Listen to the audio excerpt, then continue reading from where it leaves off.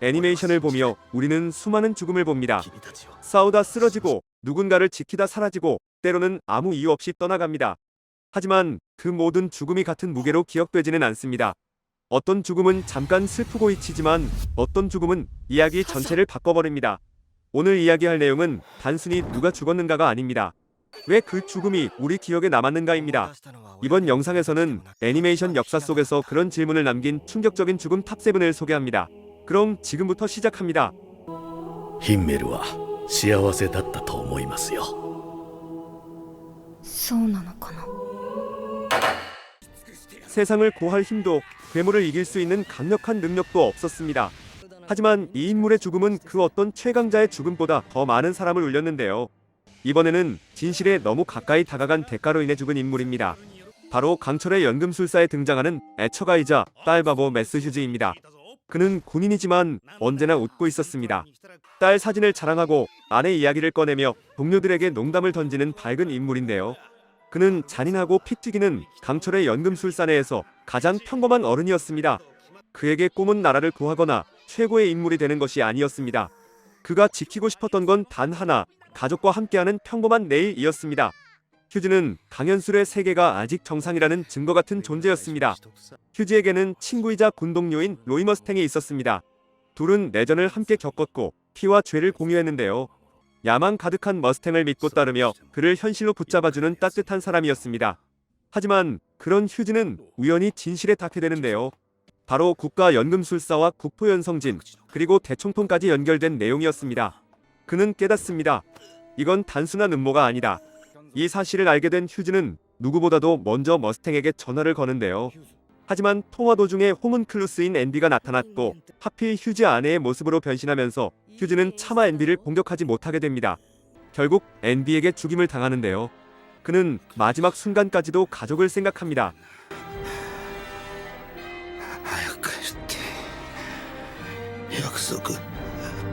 강하지 않았기에 더 소중했고 평범했기에 더 잔인했던 죽음인데요. 그의 죽음의 머스탱, 엘릭 형제들은 슬프게 애도합니다. 진실에 가장 먼저 다가간 남자, 정말 좋은 사람이었고 그랬기 때문에 더욱 비극적인 죽음을 맞은 인물, 메스 휴즈의 죽음이었습니다.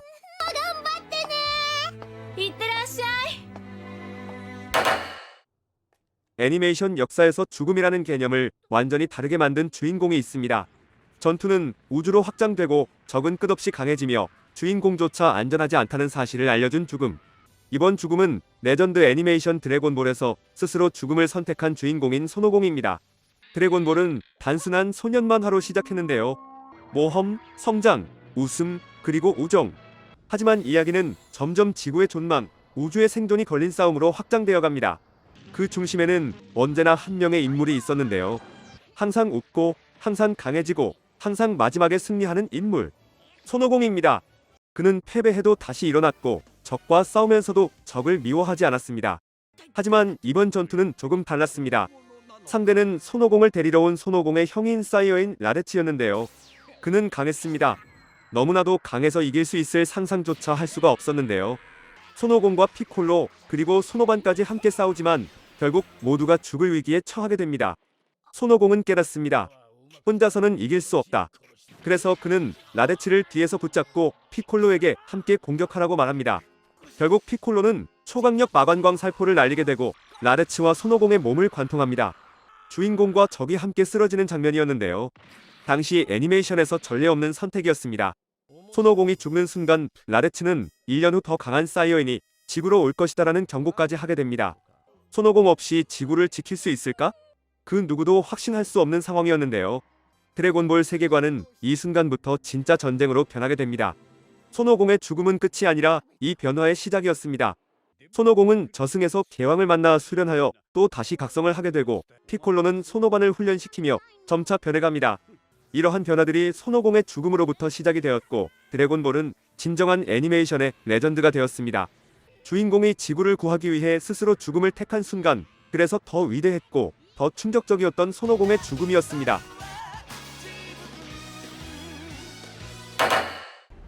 어떤 장군은 전장에서 이기고 어떤 장군은 역사에 남습니다. 이번 죽음은 패배의 죽음이 아닙니다. 한 시대가 다음 세대로 자리를 내어준 순간 킹덤의 등장인물인 왕기의 죽음입니다. 왕기는 진나라의 6대 장군 중 한 명으로 괴물 같은 체격, 여유로운 미소, 그리고 전장을 장악하는 압도적인 존재감을 가지고 있는데요. 그는 항상 웃고 있었지만 그 웃음 뒤에는 수많은 전쟁과 죽음을 겪은 진짜 장군의 무게가 있었습니다. 왕기는 전술가이자 무예의 달인이었고 무엇보다도 사람을 보는 눈을 가진 장군이었습니다. 주인공인 신에게 왕기는 단순한 상관이 아니었는데요. 그는 신이 처음으로 마주한 진짜 장군이었습니다. 힘만 세면 되는 줄 알았던 전장에서 왕기는 신에게 말하는데요. 将軍とあまたの七を超え将軍が手にするのは大な栄誉故にその存在は重くほどに光り輝く 왕기의 죽음은 실력이 부족해서가 아닙니다. 조나라의 명장방란과 완벽하게 짜인 함정이 있었는데요. 왕기는 전장의 흐름을 읽고 이길 수도 있었으나 한 가지를 끝까지 놓지 않았습니다. 바로 부하들을 살리는 선택이었고 왕기를 죽음으로 이끌게 됩니다. 치명상을 입은 왕기는 바로 쓰러지지 않습니다. 특히 킹덤의 최고 명대사를 던지는데요. 決まってるでしょ天下の大将軍ですよ 그리고 장군으로서 이 전쟁을 돌아보라고 말합니다. 마지막으로 왕기는 웃습니다. 그 웃음은 두려움도 후회도 없는 장군의 얼굴이었습니다. 왕기의 죽음은 패배가 아닌 시대의 장군을 넘겨주었을 뿐이었습니다. 이후에 주인공 신은 왕기의 이름을 짊어지고 전장을 헤쳐나가게 됩니다. 끝까지 살아남지는 못했지만 다음을 남긴 장군 왕기의 죽음이었습니다. 昔大きってすげえ人がいたこういう力が大将軍にはありやがる苦しいんなら俺の背を見て戦え 인간 세계에 절대 일어나서는 안 되는 일이라 불렸던 죽음이 있습니다. 죽을 수 없었던, 아니 죽음이 어울리지 않았던 최강자, 주술회전의 상징이자 세계관 최강자 고조 사토루의 죽음입니다. 도쿄 주술고등학교의 교사이자 현대 주술계에서 단 한 명뿐인 유관과 무하한을 동시에 가진 존재, 그가 특별했던 이유는 단순히 강해서가 아닙니다.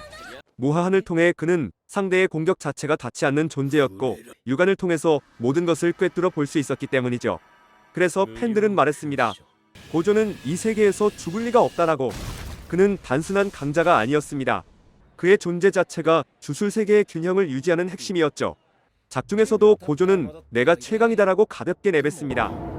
大丈夫僕最強だから 그리고 그 말은 한 번도 거짓이 아니었습니다. 그 누구도 고조 사토루 앞에서는 상대가 되지 못했기 때문인데요. 그런 그를 죽인 인물은 주술사 킬러 토우지였습니다. 그는 주력이 전혀 없는 인물이었는데요. 그가 벽돌의 계란을 부딪히듯 고조 사토루에게 싸움을 걸었습니다. 이 싸움이 특별했던 이유는 강함 대 강함이 아니었기 때문입니다. 애초에 토우지는 고조를 상대할 생각이 없었습니다. 그는 오직 하나만 노렸는데요. 바로 고조가 방심하는 순간 리코를 지키기 위한 며칠간의 전투, 정신적인 피로, 그리고 설마 나를 죽일 수 있겠어? 나는 무의식적인 자만 그 단 하나의 틈을 토우지는 놓치지 않았습니다. 토우지가 준비한 무기 천년모가 뚫을 수 없다고 생각했던 고조의 목을 관통합니다. 그리고 이어지는 무자비한 공격으로 고조는 처음으로 패배하게 됩니다. 이 죽음이 충격적인 이유는 신이 인간으로 떨어지는 순간이었고 다른 한편으로는 인간이 신으로 각성하는 사건이기도 합니다. 天上天下唯我独尊 이 애니메이션은 시작과 동시에 끝을 보여줍니다. 주인공처럼 보였던 인물은 첫 화에서 죽고 그 순간 이 작품은 시청자를 붙잡아 놓습니다. 호시노아이의 죽음은 충격이 아닌 선언이었습니다. 일반적인 애니메이션은 주인공을 지켜주지만 최애의 아이는 달랐는데요. 시작부터 모든 시선이 쏠린 인물, 성공도 사랑도 손에 넣은 아이돌을 1화에서 죽입니다. 시청자들은 이게 이야기의 시작인지 끝인지 혼란에 빠지게 되는데요. 이 선택으로 최애의 아이는 말합니다. 이 작품은 성공담이 아니라 진실에 대한 이야기다. 호시노아이는 완벽하지 않았는데요. 노래 실력도 춤도 외모도 압도적인 천재는 아니었습니다. 하지만 그녀에게는 치명적인 재능이 있었는데요. 거짓말을 진실처럼 만드는 능력, 웃음, 애정, 친근함 모두 연기였지만 그 연기는 사람들의 마음을 움직였습니다.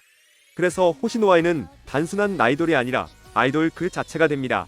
그녀는 자신의 마음이 비어있다는 사실을 알고 있었는데요. 그래서 그녀는 선택을 합니다. 팬이 원하는 말을 하고 팬이 보고 싶은 표정을 지으며 팬이 믿고 싶은 존재가 됩니다. 이것이 계속 반복되며 진짜처럼 느껴지기 시작하는데요. 그녀의 거짓말은 사기를 위한 것이 아니라 사랑받기 위한 행동이었습니다. 거짓이 아닌 진짜 사랑을 갈망한 것인데요. 嘘が本当にその言葉を聞いてアイドルになることを決めた。 그녀의 죽음은 화려하지 않았습니다. 무대도 조명도 없는 오직 한 명의 팬과 칼날. 그러나 마지막 순간까지도 아이돌이었습니다. 피를 흘리면서도 아이들을 보며 처음이자 마지막으로 진심이 담긴 사랑의 말을 전하는데요. 愛してる。ごめんね。言うのこんなに遅くなって。この言葉は絶対嘘じゃない。 갑작스런 그녀의 죽음으로 최애아이는 사랑스런 아이돌의 이야기가 아닌 죽음을 파헤치는 진짜 이야기가 시작됩니다. 처음부터 거짓으로 시작했지만 마지막에 진실을 남긴 궁극의 아이돌. 그래서 더 잔인했고 그래서 영원해진 이름 호시노아이의 죽음이었습니다.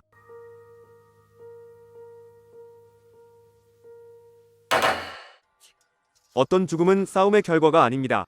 약해서도 지켜주지 못해서도 아닙니다. 이번에 소개할 죽음은 선택 때문이었습니다. 바로 클레이모어 역사상 가장 강했고 가장 인간적이었던 전사 미소의 테레사입니다. 테레사는 조직의 클레이모어였는데요. 요마를 베기 위해서 괴물이 되어버린 존재들 중에서도 유난히 조용하고 유난히 감정이 적은 전사였습니다. 그런 그녀가 우연히 한 소녀를 만나면서 달라지게 되는데요. 부모도 집도 살 이유도 잃은 나이. 바로 클레어였습니다. 테레사는 처음엔 아무 말 없이 그녀를 따라오게 놔둡니다. 하지만 이 아이는 자신과 같은 존재라는 것을 깨닫게 됩니다. 테레사는 단순히 클레어를 보호한 것이 아닙니다. 자신 안에 남아있던 인간성을 클레어에게서 발견했기 때문입니다. 테레사는 클레이모어 중 단연코 최강이었는데요. 그녀의 이명은 미소의 테레사. 싸울 때조차 웃고 있었기 때문인데요. テレサクレイモアと呼ばれる者の中で最強の女 조직에서도 최강의 괴물로 불려질 정도였습니다. 테레사의 마지막 전투는 각성한 프리실라였습니다. 어린아이처럼 보이는 외형과 달리 광기와 힘이 폭주한 존재였는데요. 하지만 그럼에도 불구하고 테레사는 약간의 요력 해방으로 완전히 압도합니다. 하지만 아이와 같은 모습으로 울며 매달리는 프리실라를 보고 요기 해방을 풀고 다가가는 순간 프리실라는 기습 공격을 하게 되고 테레사가 당하게 됩니다. 테레사가 방심한 것이 아니라 자비를 선택했기 때문에 죽게 되었습니다. 강한 자가 이기지 못하고 옳은 선택이 보상받지 못했습니다. 이 세계는 테레사의 인간적임의 죽음으로 답하는 냉혹한 현실을 보여줍니다. 테레사의 죽음 이후 클레어는 테레사의 피를 통해 클레이모어가 되고 私の中にテレサの血と肉を。 프리실라를 죽이기 위한 여행을 떠나게 되는데요. 단순한 복수가 아닌 테레사가 선택했던 인간다움을 증명하기 위한 여정이었습니다.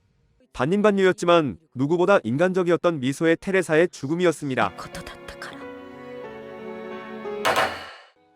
이 애니메이션은 처음엔 모두가 속았습니다. 부드러운 색감, 귀여운 캐릭터, 희망을 말하는 마법소녀들의 이야기. 하지만 단 한 장면으로 이 작품은 평범하지 않음을 나타냅니다.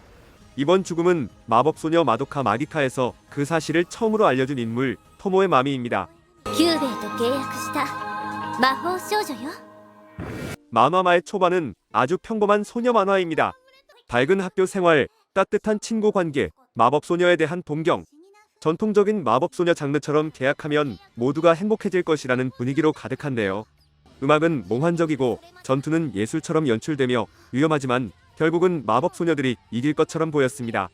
바로 그 순간까지는 시청자들도 편안하게 안심합니다.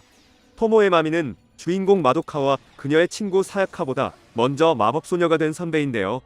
차분하고 상냥하며 항상 미소를 잃지 않는 어른스러운 언니였습니다. 그녀는 마도카에게 이상적인 마법소녀의 모습이었습니다. 강하고 우아하고 마법소녀의 사명을 이해하고 받아들인 존재. 마미는 마법소녀를 고민하는 마도카에게 말합니다. いいものじゃないわよ、魔法少女なんて。本当にこれから私と一緒に戦ってくれるの？そばにいてくれるの？ 마미는 단순한 조력자가 아닙니다. 그녀는 이 세계가 안전하다는 증거였습니다. 마미가 웃고 있기 때문에 그리고 멀쩡히 싸우고 있기 때문에 이 이야기는 잔인해질 리가 없다고 믿게 되는데요. 마도카에게 마미는 용기 낼 수 있다는 희망 그 자체였습니다. 그래서 그녀의 죽음은 캐릭터 하나의 퇴장이 아니라 장르의 약속이 깨지는 순간입니다. 마미의 죽음은 너무나도 갑작스럽습니다. 강력한 마녀와의 전투. 하지만 마미는 침착하게 싸우고 승리를 확신하는 순간이었는데요. 아무런 예고도 없이 마녀가 마미의 머리를 물어뜯습니다. 비명도 유언도 없습니다. 단 한 컷으로 사라집니다. 이 장면이 충격적인 이유는 잔혹함 때문이 아닌 마법소녀 장르에서 아무렇지 않게 죽는다는 사실 때문입니다. 마미가 죽는 순간 마마마는 완전히 다른 작품이 됩니다. 그리고 큐베가 했던 말에 의미가 드러나는 순간이었는데요. この国では成長途中の女性のことを少女って呼ぶんだろ。だったらやがて魔女になる君たちのことは魔法少女と呼ぶべきだよ。 우리가 알고 있던 마법 소녀는 더 이상 없고 계약은 축복이 아니었으며 희생은 아름답지 않음을 보여줍니다. 君は本当に神になるつもりかい。 장르 자체를 바꿔버린 토모의 마미의 죽음이었습니다.